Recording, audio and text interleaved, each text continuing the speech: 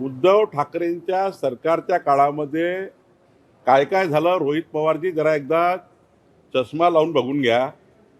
कशा कशा जाहिराती झाल्या, कुठल्या कुठल्या धनदांडग्या लोकांनी जाहिराती दिल्या, कसं कसं एक्स्टॉर्शन झालं.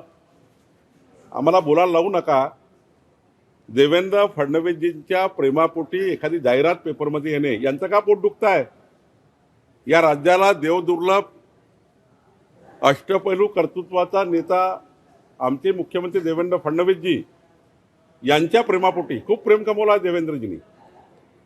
आमचे एकनाथजी अजित पवार सोबत देवेंद्रजींनी खूप प्रेम कमवलं आणि इतकं प्रेम कमवलं आहे देवेंद्र फडणवीसजींनी की 51% मतं, 3,17,00,000 मतं देवेंद्र फडणवीस सरकारला हे मिळालेले आहेत.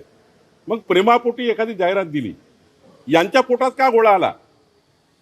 छत्रपती शिवरायांच्या साक्षीने एक जाहिरात येतं, त्यांचे फोटो असते यांच्यावर. मग छत्रपती शिवाजी महाराजांची त्या ठिकाणी फोटो आहेत, त्या ठिकाणी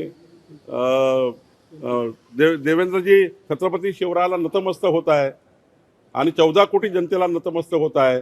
हे राज्य जनतेकरता समर्पित आहे. हे राज्य जनतेकरता समर्पित असा भाव आहे. ॲडव्हर्टाइजमेंटचा भाव काय? ते भावना काय त्या ॲडव्हर्टाइजमेंटच्या? जरा भावना समजून घ्या. छत्रपती शिवरायांना नतमस्तक होऊन हे राज्य समाजाकरता समर्पित आहे, 14 कोटी जनतेकरता समर्पित आहे, ही भावना त्या ॲडव्हर्टाइजमेंटची आहे. आणि तुम्ही काय राजकारण करतात आहे? तुमच्या पोटात का गोळा उठला आहे? तुम्ही काय काय केलं जरा सर्व आहे आमच्याकडे आणि त्यामुळं मला त्यात काही जायचं नाही आहे. पण माननीय मुख्यमंत्री देवेंद्र फडणवीसजी यांच्या प्रेमाबद्दल एखादी जाहिरात येतं, त्यावर एवढं पोटसूट उडतं. मला वाटतं हे चुकीचं आहे.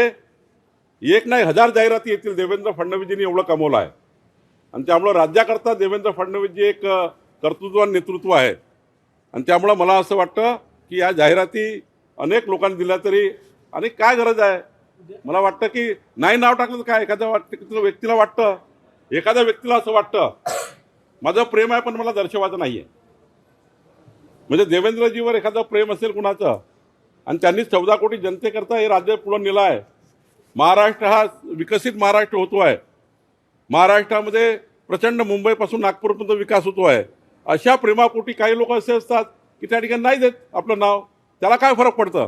पण त्या ॲडव्हर्टाइजमेंटची भावना काही वेगळी आहे का? त्यामुळं भावनेचा आदर केला पाहिजे. छत्रपती शिवाजी महाराजांच्या त्या ठिकाणी मुद्रिकेला नतमस्तक होऊन ही भावना त्या ठिकाणी व्यक्त झाली आहे ॲडव्हर्टाइजमध्ये. त्यामुळे मला असं वाटतं की याच्यामध्ये काही विरोधकांनी आरोप करण्याचा काही तथ्य नाही आहे.